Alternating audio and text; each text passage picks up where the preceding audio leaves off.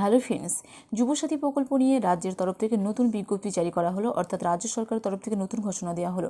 যুবসাথী প্রকল্পে যারা অলরেডি টাকা পাচ্ছিলেন বা নতুন করে যারা আবেদন করছেন, সমস্ত কিছু আজকের থেকে যুবসাথী প্রকল্পে 55 লক্ষ যাচাইকরণ শুরু হচ্ছে।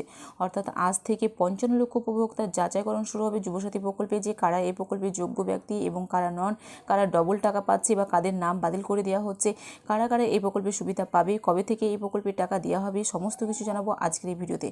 ভিডিওটি যদি ভালো লেগে থাকে তো অবশ্যই লাইক করবেন, বন্ধুদের সঙ্গে শেয়ার করবেন। যুবসাথীর 55 লক্ষ উপভোক্তা তথ্য যাচাইয়ের সিদ্ধান্ত নিল পশ্চিমবঙ্গের বিজেপি সরকার।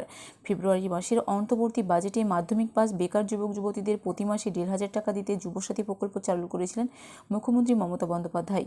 পালাবদলের পর নতুন মুখ্যমন্ত্রী শুভেন্দু অধিকারী জানিয়ে দিয়েছেন যে চালু থাকা কোনো সামাজিক প্রকল্পই বর্তমানে বন্ধ হচ্ছে না বা হবে না। উল্টে বেকার ভাতা বাড়িয়ে 3,000 টাকা করার অঙ্গীকার করেছে রাজ্য সরকার।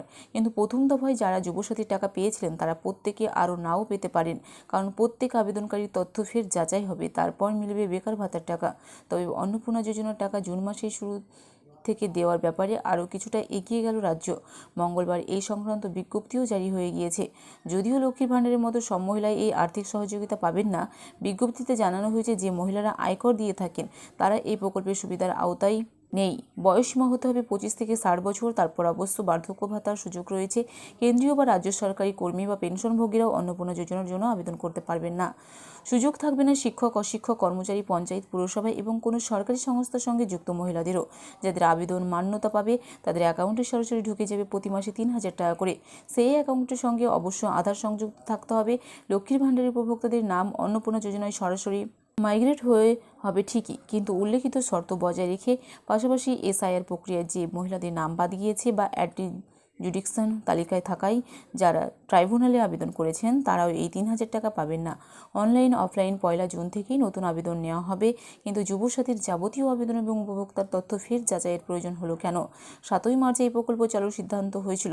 ঘোষণার সঙ্গে সঙ্গে টাকা দেওয়া শুরু হয়। প্রথমেই প্রায় 1 লক্ষ উপভোক্তার ব্যাংক অ্যাকাউন্টে টাকা পাঠানো হয়েছিল। তারপর ধাপে ধাপে টাকা পাঠানো হয় মোট 55 লক্ষ উপভোক্তার অ্যাকাউন্টে। কিন্তু পরবর্তীতে প্রশাসনিক মহলের কাছে বেশ ক্ষেত্রে অসঙ্গতি দেখা দেয়। স্বল্প সময়ে টাকা ছাড়তে গিয়ে উপভোক্তা তথ্যের যাচাই প্রক্রিয়া নিয়ে প্রশ্ন ওঠে প্রশাসনের অন্তরে। তাই সরকার মনে করছে তথ্যের পূর্ণ যাচাই দরকার। একই ব্যক্তির অ্যাকাউন্টে দুবার টাকা পড়ার ঘটনাও ঘটেছে কিনা সেটাও খতিয়ে দেখা হবে। এই পর্যন্ত মার্চ এবং এপ্রিল মাসের টাকা ছাড়া হয়েছে। প্রতি মাসে খরচ হয়েছে প্রায় 800 কোটি টাকা। সাধারণত যুবসাথীর টাকা মাসের 10 তারিখ ছাড়া হয়, কিন্তু মে মাসের শুরুতেই পালাবদল হয়ে যাওয়ায় এই পর্বে আর যুবসাথী বা বেকার ভাতার টাকা বাংলার যুবক যুবতীদের ব্যাংক অ্যাকাউন্টে ঢোকেনি। যেহেতু জনকল্যাণমূলক প্রকল্পগুলির ক্ষেত্রে নতুন বিজেপি সরকার স্বচ্ছতা সুনিশ্চিত করার নির্দেশ দিয়েছে, তাই অন্নপূর্ণা যোজনার টাকা 1 জুন থেকে নিশ্চিত হলেও আপাতত বেকার ভাতার টাকা বন্ধ থাকবে পূর্ণ যাচাই সম্পূর্ণ না হওয়া পর্যন্ত। উল্লেখযোগ্য বিষয় হলো শিবিরের পাশাপাশি অনলাইনের মাধ্যমেও জমা নেওয়া হয়েছিল যুবসাথী প্রকল্পের আবেদন। 15 থেকে 26 ফেব্রুয়ারি পর্যন্ত আবেদন নেওয়ার কাজ চলেছে। তার কয়েকদিনের মধ্যে টাকা দেওয়ার কাজ শুরু হয়ে যাওয়ায় তথ্য নিয়ে সংশয় থেকে গিয়েছে। ইতিমধ্যে শিবিরে জমা পড়া আবেদন ডিজিটাইজ করা হয়েছে, ফলে সমস্ত তথ্য রাজ্যের কাছে জমা আছে। ফলে পূর্ণ যাচাইয়ের ক্ষেত্রে কোনো সমস্যা হবে না বলেই মত প্রশাসনিক মহলের।